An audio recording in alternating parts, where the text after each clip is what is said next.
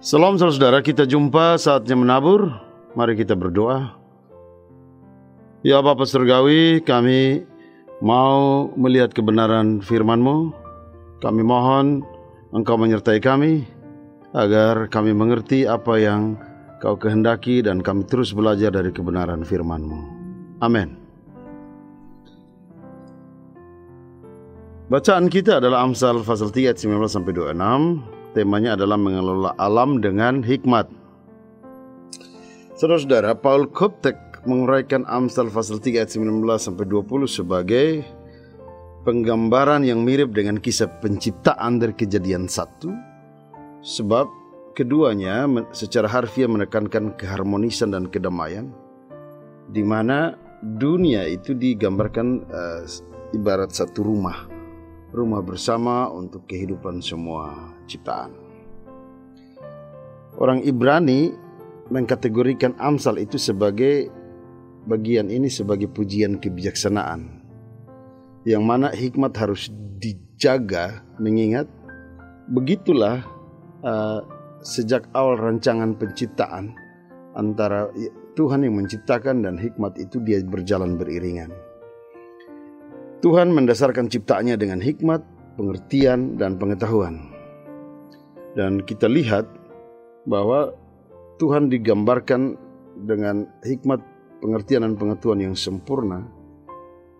Dan hal ini harus menjadi semacam cerminan bagi manusia pada hikmat, pengertian, dan pengetahuan Tuhan, supaya manusia mampu untuk mengelola bumi ini atau menjaga rumah bersama sebagai tempat kehidupannya.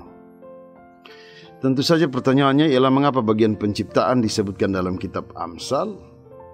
Saudara, pengulangan ini penting, mengingat dengan menekankan teologi penciptaan, maka manusia dapat mengingat siapa dirinya sebagai umat yang diciptakan, dan harus menyadari bahwa tanpa hikmat dari Tuhan, manusia juga tidak bisa mengandalkan hikmatnya yang terbatas.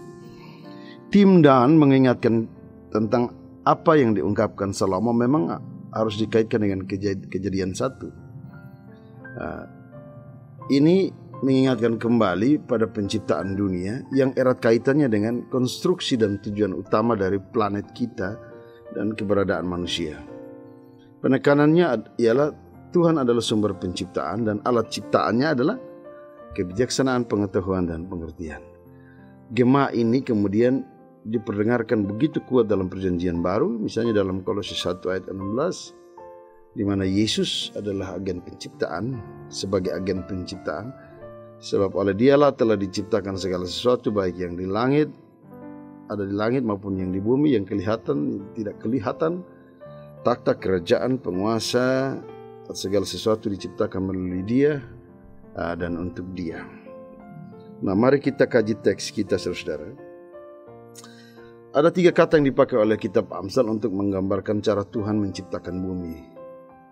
Hokma, yaitu hikmat, kemudian tabon, seperti pengertian, dan dahat, itu pengetahuan.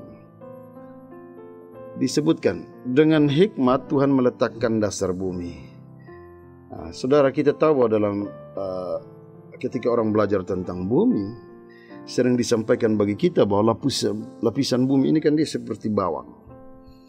Bagian paling atas disebut atmosfer, kemudian ada litosfer atau kerak bumi, bagian tengah itu astenosfer atau mantel, dan bagian paling bawah disebut inti bumi.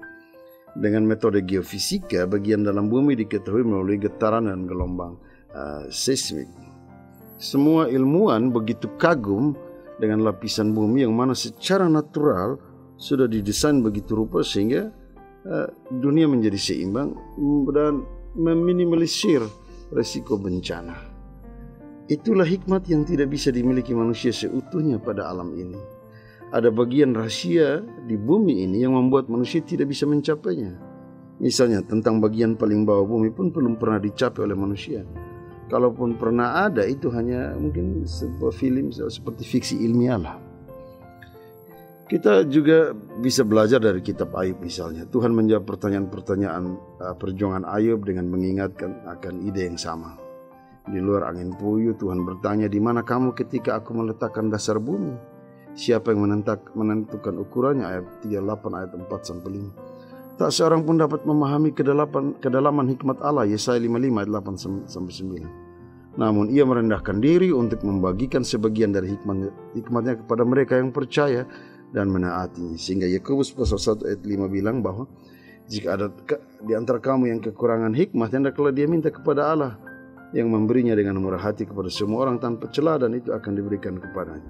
Ya, disinilah prinsipnya. Hikmat Tuhan telah menata sebuah keseimbangan, sehingga dengan hikmat Tuhan itu manusia harus belajar dari hikmat Allah untuk terus menjaga keseimbangan bumi sebagai rumah bersama. Kemudian tabon, pengertian. Disebutkan bahwa dengan pengertian ditetapkannya langit. Kita tahu bahwa diskusi tentang Samayim adalah diskusi yang cukup rumit, sebab dalam kalangan orang Ibrani sendiri Samayim sering dikaitkan dengan sorga. Luther misalnya berulang kali menekankan bahwa langit yang dimaksud adalah cakrawala atau mencakup seluruh wilayah di atas permukaan bumi. Strong misalnya memahami langit sebagai langit yang di atas. Perluasan diskusi ini akan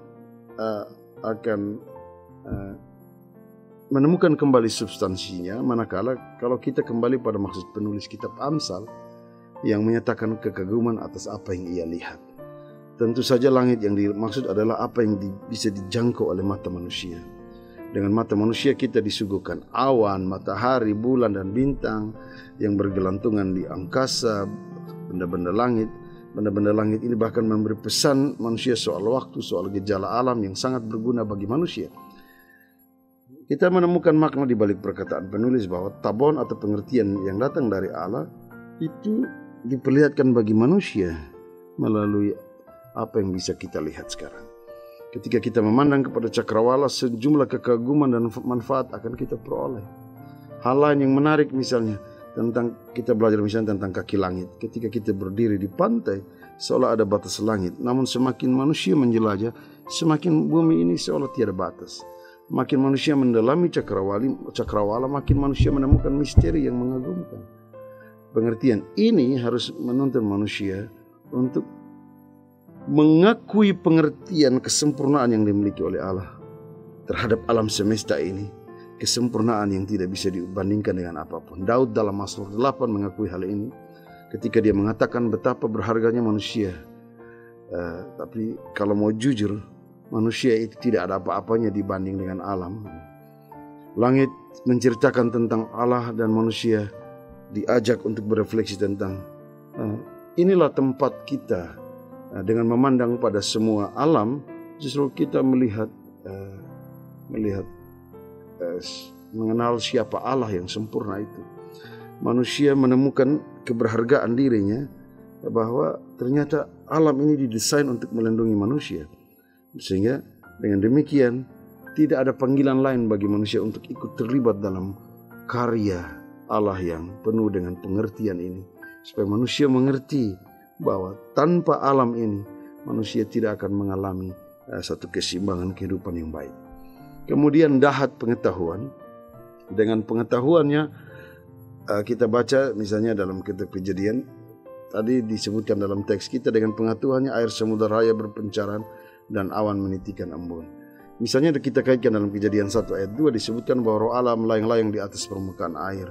Logikanya ada air dan ada bagian kedalamannya. Kata yang sama digunakan di dalam Amsal pasal 3 ayat 20 ini sebenarnya. Menariknya dalam Kejadian 1 ayat 7 disebutkan bahwa Allah memisahkan air di mana ada pemisahan antara air yang di bawah dan di atas. Kita akan mengerti hal ini ketika kita melihat adanya sekumpulan air yang luas. Kita menyebutnya laut, atau misalnya ada sungai atau tempat di mana air berkumpul, saudara. Dan kita juga akan lihat bagaimana ketika proses hujan terjadi, langit juga menurunkan airnya, tapi juga setiap pagi kita melihat embun yang diberikan oleh bumi, diberikan kepada bumi, dan kita lihat bahwa ternyata Tuhan itu dengan pengertiannya Dia tahu kapan waktunya memberikan air yang kebutuhan manusia akan air. Kemudian dia tahu kapan musimnya untuk yang tepat bagi manusia untuk air, dan dia tahu bagaimana memelihara manusia dengan seperti embun. Ada berkat-berkat kehidupan. Di mana ada embun, itu tanda pemeliharaan Allah berlaku. Nah, Salomo berbicara lebih jauh ketika Salomo memuji pengetahuan Tuhan dengan mengingat bahwa Tuhan membuka sumber air yang ada di bawah bumi. Misalnya pada zaman Nuh, Kejadian 7 ayat 11 dikatakan bagi kita bahwa dalam 600 tahun kehidupannya Nuh, pada bulan kedua, pada hari ke-17 bulan itu, pada hari itu semua mata air samudra raya tercurah dan jendela-jendela langit terbuka. Pada masa itu orang-orang yang tidak percaya mungkin telah mengolok-olok Nuh ketika dia membangun sebuah batra dan dia mengajak mereka untuk bertobat. Kita menemukan bahwa ketika tingkap-tingkap langit dibuka, air itu dibuka, justru Nuh dia memperoleh rasa aman. Tetapi dalam pengetahuannya, saudara-saudara, Tuhan itu memang memancarkan air yang dalam supaya manusia menyadari bahwa betapa hebatnya cara Tuhan menyimpan air bagi bumi ini. Dia tidak melepas dengan begitu saja, sebab ada risiko yang harus akan dialami oleh manusia. Tanpa pengetahuan yang sempurna itu, bumi akan binasa oleh air. Namun pengetahuan Tuhanlah yang menjaga keseimbangan itu. Kita juga ingat ketika Tuhan menanyai Ayub 38, 25-27, siapa yang telah membelah saluran untuk hujan deras, untuk membawa hujan ke tanah di mana tidak ada manusia, di padang pasir di mana tidak ada manusia, untuk memuaskan tanah yang kosong ataupun tandus, dan membuat tanah bertunas dengan rumput. Kita mungkin berpikir sekarang bahwa harusnya kan kita tidak memperoleh bencana-bencana air yang menelan korban manusia. Kita berpikir bahwa bencana air memang menyakitkan. Namun dengan cara Tuhan menjaga keseimbangan ini, kita juga belajar Tuhan juga bisa memakai air untuk menunjukkan misteri dan kedaulatan atas alam. Sekaligus setelah bencana kita juga akan belajar bahwa betapa pengetahuan Tuhanlah yang mengatur semuanya, sehingga manusia atau bumi tidak binasa oleh air. Jadi ada bagian yang bisa kita jelaskan, tapi bisa jelaskan tentang bagaimana air bagi kehidupan kita. Tapi juga kita bisa lihat ada bagian di mana ada kedaulatan Allah berperkara dalam cara dia mengelola bumi ini.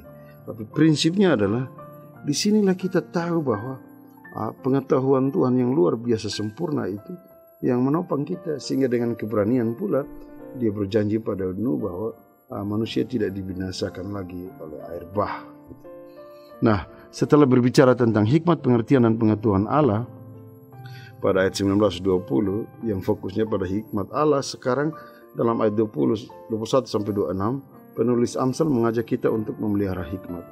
Ini ada kaitannya dengan bagaimana inisiatif manusia untuk menata relasi dengan alam ini. Manusia bersama-sama memulai satu cara pandang baru terhadap alam. Ingat saudara, ketika dia menulis bahwa hikmat itu adalah kehidupan bagi jiwa dan perhiasan bagi leher, menunjukkan nilai hikmat yang memiliki nilai kualitas, sekaligus hikmat itu harus menjadi tanda yang bisa dilihat orang dan itu menyenangkan kehidupan. Hikmat membuat seseorang dianggap berharga dalam suatu relasi. Hikmat membuat seseorang tidak mengalami musibah, dia berada di jalan aman. Maksudnya adalah hikmat membuat seseorang selalu mengambil posisi yang tepat, sehingga kalaupun ada persoalan, bukan dialah yang menjadi sumber persoalan, sehingga mudah bagi dia untuk terus berjalan tanpa teratur. Mengelola bumi ini memang butuh hikmat Tuhan, karena tanpa hikmat Tuhan, saudara-saudara, maka relasi kehidupan kita juga akan mengalami relasi ketegangan dan ketakutan luar biasa. Salah satu hal yang dialami hikmat membuat orang beristirahat dengan nyenyak.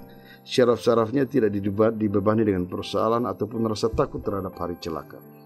Namun tentu saja hikmat yang dimaksud adalah hikmat yang datang dari Tuhan, dan Tuhan begitu tahu bagaimana dia mengelola alam ini, sehingga kita sebagai manusia harus menjadikan firman Tuhan sebagai sandaran pertimbangan. Dengan demikian, kalaupun ada yang tidak menerima hikmat yang diperankan karena landasan firman Tuhan itu, maka Tuhan yang sumber segala hikmat itu akan berperkara dia menjadi tempat perlindungan bagi orang yang menyandarkan hikmat di bawah hikmat Tuhan. Nah, bagaimana aplikasi ini, saudara? Teks ini diarahkan pada tema bulan lingkungan hidup, mengelola alam dengan hikmat. Kejujuran pertama kita adalah adanya ketidakseimbangan ekosistem membuat manusia dan alam atau dengan seluruh ciptaan yang lain itu seperti sedang bersaing atau berlomba. Perubahan iklim, munculnya hewan-hewan predator seolah mengancam keberlangsungan hidup manusia. Bagaimanapun alam ini diciptakan untuk menjaga spesies makhluk hidup termasuk manusia dan semua ciptaan. Ingat bahwa dari semua ciptaan, manusia memiliki akal budi dan diberi kewenangan untuk mengelola alam. Gema penciptaan tentang pembagian peran sesuai urutan penciptaan, gema sabat untuk bersyukur terhadap alam ini, serta gema penciptaan yang digaungkan oleh kitab Amsal, meminta manusia untuk selalu belajar dari alam.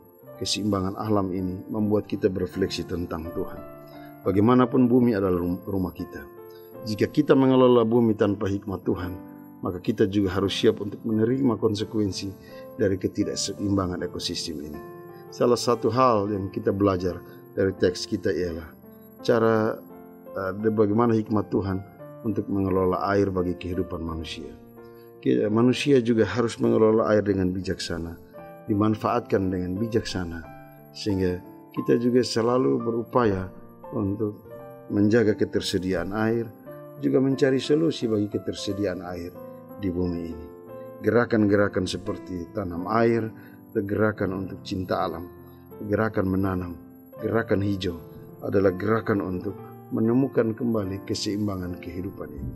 Jika kita yang merusak bumi, maka sasaran yang akan diperoleh dan penderitaan itu akan datang kembali pada kita.